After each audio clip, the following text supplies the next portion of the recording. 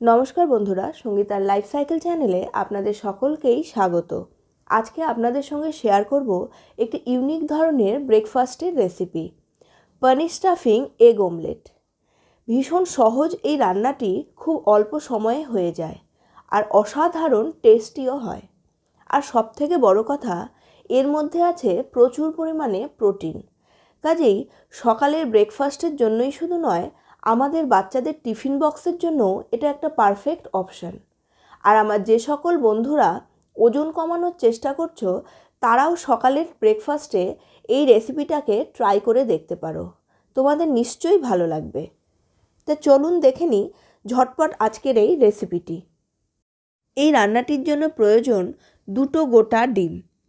ডিমটাকে প্রয়োজন মতো লবণ, 1/4 টিস্পুন দারচিনির পাউডার আর 2 টেবিলস্পুন দুধ দিয়ে ভালোভাবে ফেটিয়ে নেব। ডিমের অমলেট বা ডিম ভাজার সময়ে এর মধ্যে যদি সামান্য দুধ দিয়ে দেন, তাহলে দেখবেন এটা ভীষণ সফট হয়ে যায়। ডিমটাকে ভালোভাবে ফেটিয়ে সাইডে রেখে দেব। এবার নিয়েছি 2 ব্রাউন ব্রেড। আপনারা ব্রাউন ব্রেডের বদলে হোয়াইট ব্রেডও নিতে পারেন। এই ব্রেডটাকে খুব ভালোভাবে শুকনো কড়াইয়ে আগে সেঁকে নিতে হবে।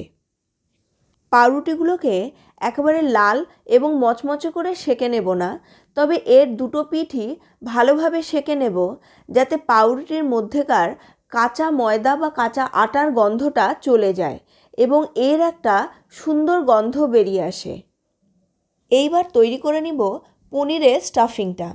পনিরের স্টাফিং তৈরি করার জন্য এখানে 100 গ্রাম পনিরকে একদম মিহি করে গ্রেট করে নিয়েছি। এইবার নিয়েছি 1 টেবিল চামচ আদার কুচি আর 2 টেবিল চামচ পেঁয়াজের কুচি। এখানে নিয়েছি 1 টিস্পুন লঙ্কার গুঁড়ো। আপনারা লঙ্কার গুঁড়োর বদলে কাঁচা লঙ্কা কুচিও দিতে পারেন।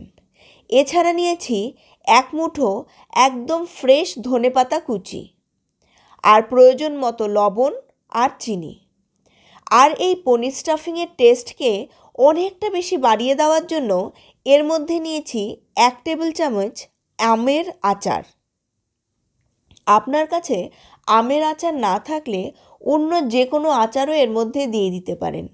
সত্যিই পনিরের স্টাফিংয়ের টেস্টটাকে এই আচারের টেস্ট অনেকটাই বাড়িয়ে দেবে।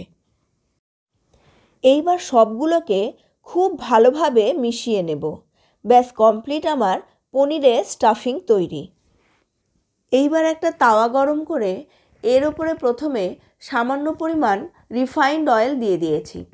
রিফাইন্ড অয়েলটাকে গরম করে এর মধ্যে প্রথমে অল্প করে ফেটিয়ে রাখা ডিমটাকে দিয়ে দেব। গোটা ডিমটা একবারে দেব না, প্রথমে অল্পই ডিম দেব। আপনারা রিফাইন্ড অয়েলের বদলে এখানে বাটার বা অলিভ অয়েলও ইউজ করতে পারেন। এইবার এই ডিমের ওপরেই একটা সেঁকে রাখা পাউরুটি দিয়ে দেব। এইবার পাউরুটিটার ওপর সমানভাবে চারপাশটাতে দিয়ে দেব পনিরের স্টাফিংটা। আস্তে আস্তে চেপে চেপে পনিরের স্টাফিংটা দিয়ে দিতে হবে, যাতে পাউরুটির কোনো সাইডই বাদ না যায়।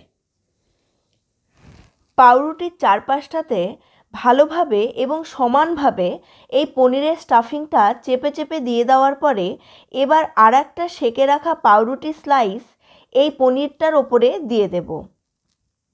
এরপরে চামচের সাহায্যে অল্প অল্প করে ফেটিয়ে রাখা ডিমটাকে এই ওপরের পাউরুটিটার ওপরে দিতে থাকব। এই সময় গ্যাসের ফ্লেমটা একদম কম করে রাখতে হবে, নাহলে নিচের স্তরের ডিমটা পুড়ে যেতে পারে। এরপরে চেপে চেপে এর 2 স্তরই খুব ভালোভাবে সেঁকে নিতে হবে। বাচ্চাদের গ্রোথ পিরিয়ডে শরীরে প্রোটিনের ভীষণ চাহিদা থাকে, কারণ প্রোটিন কোষ তৈরিতে সাহায্য করে। আর ডিম ও পনির দুটোই প্রোটিনের গুড সোর্স। পনিরে প্রচুর পরিমাণে প্রোটিন, ক্যালসিয়াম, ম্যাগনেসিয়াম, পটাশিয়াম ও ফসফরাস থাকে।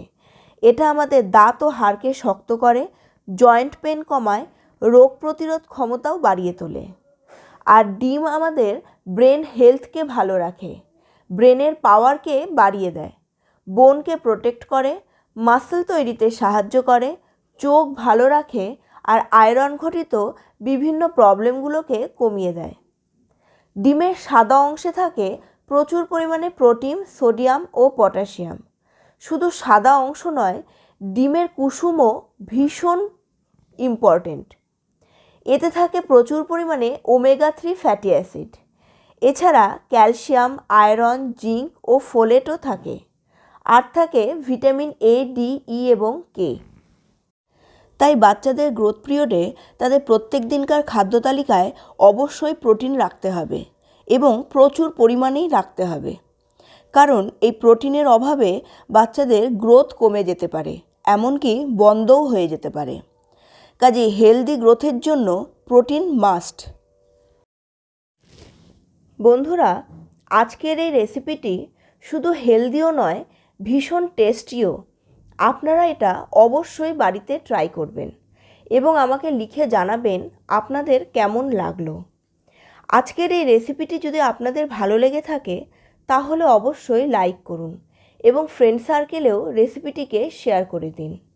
আর আমার চ্যানেলটিকে এখনও যদি আপনারা সাবস্ক্রাইব করে না থাকেন তাহলে অবশ্যই সাবস্ক্রাইব করে নিন। আর পাশে থাকা বেল বাটনটির অলে ক্লিক করে দিন, যাতে আমার যে কোনো রান্নার নোটিফিকেশান সবার আগে আপনাদের কাছে পৌঁছে যায়। আপনাদের সঙ্গে দেখা হচ্ছে পরবর্তী আরেকটি নতুন ভিডিও নিয়ে। ততক্ষণ সুস্থ থাকুন, ভালো থাকুন এবং রেসিপিগুলোকে অবশ্যই বাড়িতে ট্রাই করুন।